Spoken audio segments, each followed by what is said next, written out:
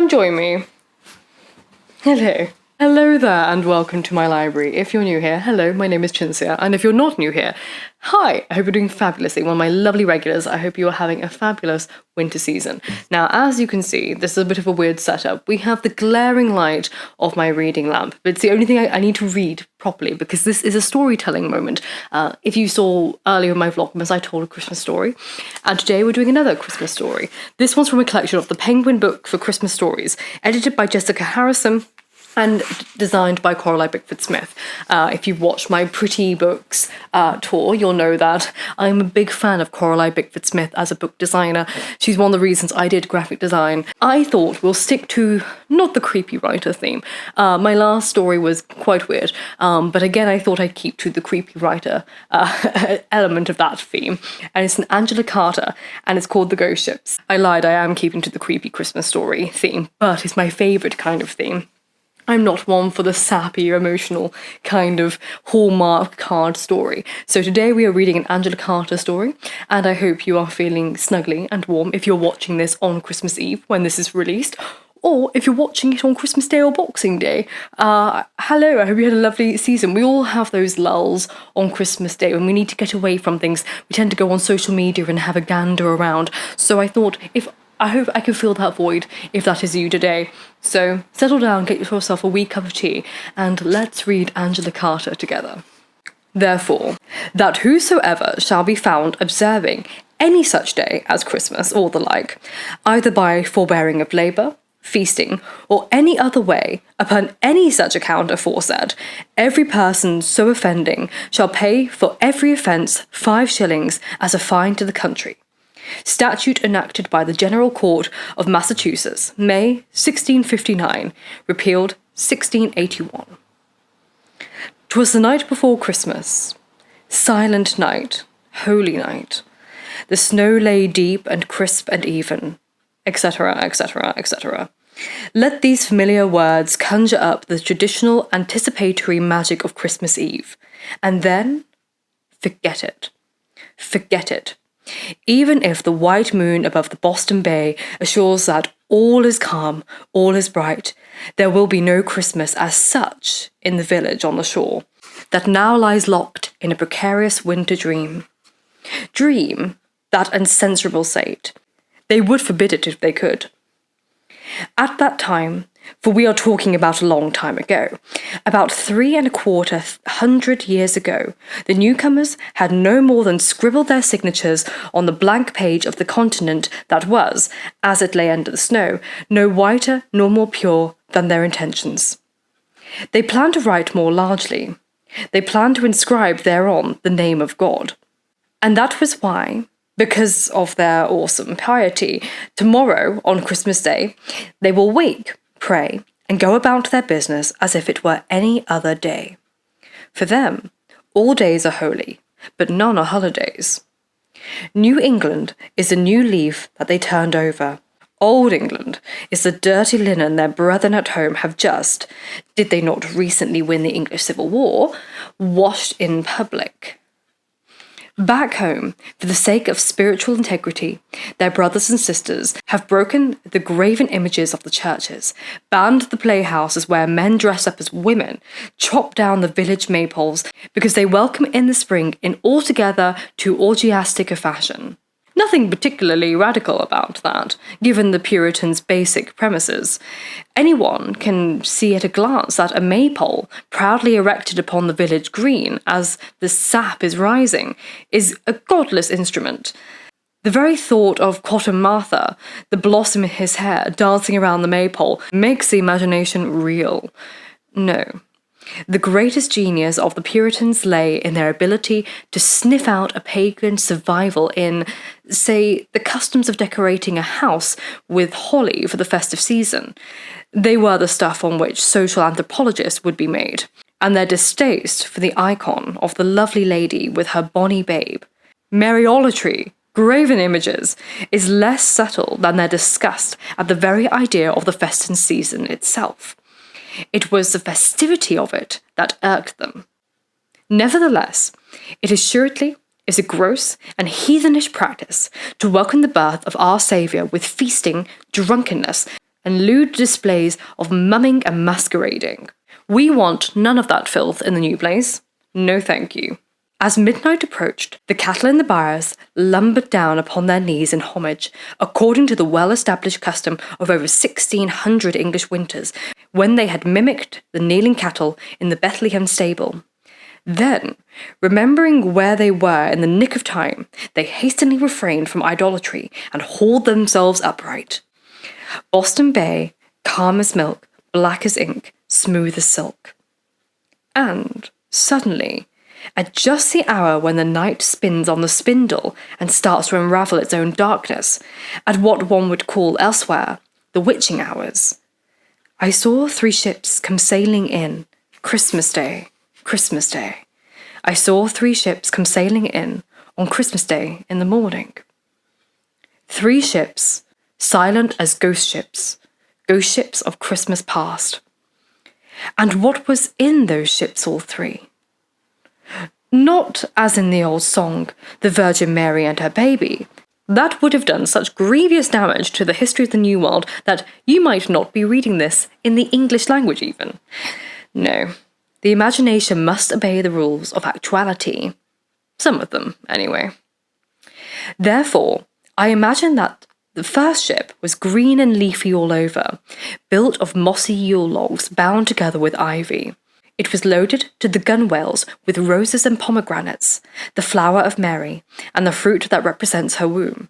And the mast was a towering cherry tree, which, now and then, leaned down to scatter ripe fruits on the water in memory of the carol that nobody in New England now sang. The cherry tree carol that tells how, when Mary asked Joseph to pick her some cherries, he was jealous and spiteful, and told her to ask the father of her unborn child to help pick them. And at that, the cherry tree bowed down so low, the cherries dangled in her lap, almost. Clinging to the mast of the magical cherry tree was an abundance of equally inadmissible mistletoe, sacred since the dawn of time, when the Druids used to harvest it with silver sickles before going on to perform the solstitial rites of memorable beastliness at megalithic sites all over Europe. Yet more mistletoe dangled from the genial bundles of evergreens, the kissing bough, the invitation for the free exchange of precious bodily fluids. And what is that bunch of holly hung with red apples and knots of red ribbon? Well, why, it is a Wessel bob. This is what you did with your Wessel bob. You carried it to the orchard with you when you took out a jar of hard cider to give the apple trees their Christmas drink. All over Somerset, all over Dorset, everywhere in the apple-scented cider country of Old England, time out of mind, they souse the apple trees at Christmas. Give them a good drink. Get them good and drunk. Soak them. You pour the cider over the tree trunks. Let it run down to the roots. You fire off guns. You cheer. You shout. You serenade the future apple crop and next year's burgeoning. You wassail them. You toast their fecundity in last year's juices. But not in this village. If a sharp smell of fruit or greenery wafted from the leafy ship to the shore, refreshing their dreams all the same, the immigration officials at the front of the bay, the port of entry of memory, sensed contraband in the incoming cargo and snapped, permission to land refused. There was a furious silent explosion of green leaves, red berries, white berries, of wet red seeds from bursting pomegranates, of spattering cherries and scattering flowers, and cast to the wind and scattered was the sappy, dewy, voluptuous flesh of all the wood demons, tree spirits, and fertility goddesses who had ever, once upon a time, contrived to hitch a ride on Christmas. Then the ship and all that it contained were gone. But the second ship began to belch forth such a savoury aroma from the vent amidships that the most abstemious dreamer wrinkled his nose with pleasure. The ship rode low in the water, but it was built in the unmistakable shape of a pie dish, and, as it neared the shore, it could be seen that the deck itself was made of pie crust, just out of the oven, glistening with butter, gilded with egg yolk. Not a ship at all, in fact, but a Christmas pie. But now the pie crust heaved itself up and let tumbling out into the water a smoking cargo of barons of beef gleaming with gravy, swans upon spits and roast geese dripping with hot fat. And the figurehead of this jolly vessel was a boar's head, wreathed in bay, garlanded in rosemary, a roasted apple in its mouth, and sprigs of rosemary tucked between its ears. Above hovered a pot of mustard with wings. Those were hungry days in the Newfoundland. The floating pie came wallowing far closer than the green ship had done, close enough for the inhabitants of the houses of the foreshore to salivate in their sleep. But then, with one accord, they recalled the burnt offering and pagan sacrifice of the pig, bird, and cattle could never be condoned. In unison, they rolled over on their sides and turned their stern backs. The ship span around once, then twice, then the mustard pot swooping after, it dove down into the bottom of the sea, leaving behind a bobby mass of sweetmeats that dissipated itself gradually, like sea wreck, leaving behind only a single cannonball of the plum-packed Christmas pudding of old England that the sea's omnivorous belly found too much, too indigestible, and rejected it, so that the pudding refused to sink. The sleepers, freed from the ghost of not only gluttony but also dyspepsia, sighed with relief. Now there was only one ship left. The silence of the dream lent this apparition a special eeriness. This last ship was packed to the gunwales with pagan survivals of the most concrete kind, the ones in, roughly, human shape. The masts and spars were hung like streamers, paper chains, and balloons, but the gaudy decorations were almost hidden by the motley crew of queer types abroad, who would have been perfectly visible from the shore in every detail of their many-coloured fancy dress had anyone been awake to see them. Reeling to and fro on the deck, tumbling and dancing, were all the mummers and maskers and Christmas dancers that the Cotton Mather hated so, every one of them large as life and twice as unnatural. The rouged men dressed as women, with pillowing bosoms, and the clog dancers making a soundless rat-a-tat on the boards of their wooden shoes. The sword dancers whacking their wooden blades and silently jiggling the little bells on their ankles. All these riotous revellers used to welcome in the festive season back home.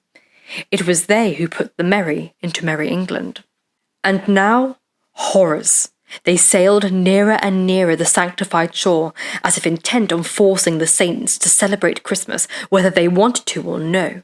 The saint the church disowned, St. George, was there, in paper armour, painted silver, and with his old foe, the Turkish knight, a checkered tablecloth tied around his head for a turban, fencing with clubs, as they used to every Christmas in the old country, going from house to house with the murmuring play that was rooted far more deeply in antiquity than the birth it claimed to celebrate. This was the plot of the mumming play. St. George and the Turkish knight fight until St. George knocks the Turkish knight down. In comes the doctor with his black bag and brings him to life again, a shocking mockery of the death and resurrection. Or else a ritual, a revivification, depending on one's degree of faith, and also, of course, depending on one's degree of faith in what.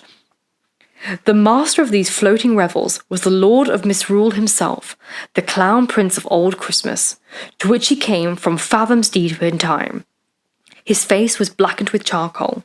A calf's tail was stitched on the rump of his baggy pants, which constantly fell down, to be hitched up again after a glimpse of his hairy buttocks. His top hat sported paper roses. He carried with him an inflated bladder, with which he merrily battered the dancing heads around him. He was a true antique, as old as the festival that existed at midwinter before Christmas was ever thought of. Older. His descendants live all year round in the circus. He was mirth, anarchy, and terror. Father Christmas is his bastard son, whom he has disowned for not being obscene enough. The Lord of Misrule was there when the Romans celebrated the winter solstice, the hinge on which the year turns. The Romans called it Saturnalia, and let the slaves rule the roost for the duration, when all was topsy-turvy, and almost everything that occurred would have been illegal in the Commonwealth of Massachusetts at the time of the ghost ships, if not today. Yet, from the Phantom Festival of the Bedesend deck came the old message. During the 12 days of Christmas, nothing is forbidden. Everything is forgiven. A Merry Christmas to Cotton Mather's worst nightmare. If a little merriment imparts itself into the dreams of the villagers, they do not experience it as a pleasure. They have exorcised the vegetables and slaughtered the beasts. They will not tolerate here the riot of unreason that used to mark over there the inverted season of the year when nights are longer than days and the rivers do not run, and you think that when the sun sinks over the rim of the sea, it might never come back again. The village raised a silent cry. Avaunt thee! Get thee hence! The riotous ship span around once, twice, a third time, and then sank, taking its dynastic crew with it. But, just as he was about to be engulfed, the Lord of Misrule caught hold of the Christmas pudding that still floated on the water. This Christmas pudding, sprigged with holly, stuffed with currants, raisins, almonds, figs, compressed with all the Christmas contraband into a fearful sphere. The Lord of Misrule drew back his arm and bowled the pudding towards the shore. Then he, too, went down. The Atlantic gulped him. The moon set, the snow came down again, and it was a night like any other winter's night. Except next morning, before dawn, when all those rose to pray in the shivering dark, the little children, thrusting their feet reluctantly into their cold shoes, found a juicy resistance to the progress of their great toes, and, investigating further, discovered, to their amazed and secret glee, each child had a raisin the size of your thumb, wrinkled with its own sweetness, plump as if it had been soaked in brandy, that came from who knows where, but might easily have dropped out of the sky during the flight overhead of a disintegrating Christmas pudding. So it wasn't as creepy as my last story, but I thought it was an interesting one nonetheless. It's nice to have this kind of varied narrative of old Christmas stories. As I'm filming this video, I'm nearly at 80,000 subscribers, but if I'm not there, I'll look silly, but if I am there, thank you very much. I genuinely very much appreciate it, but I want to give a big shout out, because this is the end of Vlogmas, and I want to give a shout out to my Patreons, because without your support at the beginning, well, all this year, but particularly at the beginning of this month, I would not have done the Roman video that has brought me to so many more people.